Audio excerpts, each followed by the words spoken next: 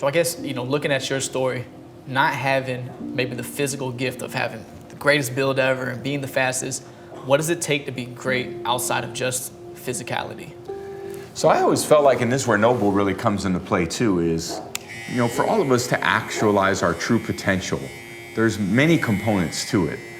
And there's a physical component, a mental component, and an emotional component.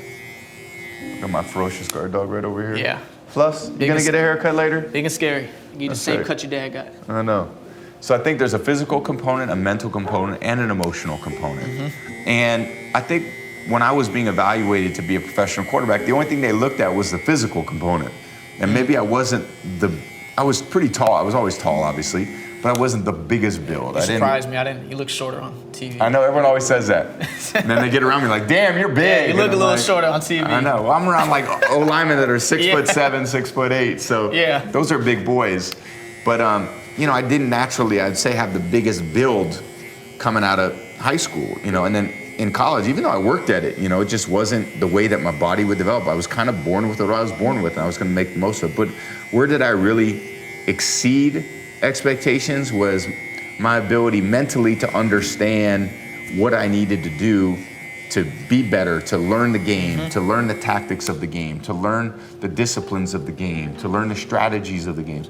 And then emotionally, how could I bring a positive, team-first attitude every single day? Not self-focused, not self-serving. And I think the biggest problem with a lot of fucking kids these days, it's all about them. It's all about them, their brand, their social media. And then when it's about me and then not about us, well, there's no way to succeed as a team if all you're doing is thinking about how selfish it is for you to get the attention. It's cool to show the world how great you are, but the most inspiring thing is how great you can make others. That's the point of life, is what we could do. How do you help other people finish the race, not just you? But when people are looking for self-glorification, very self-serving attitudes, very selfish attitudes, well, it's hard to have a team-first attitude if all you do is concerned about how you're doing or your stats or your, the glory you're getting, the gratification you're getting. So I feel like the physical, mental, emotional for all of us is so important. We have to evaluate ourselves every day. What do we need to do physically to be better? What do we need to do mentally to be better?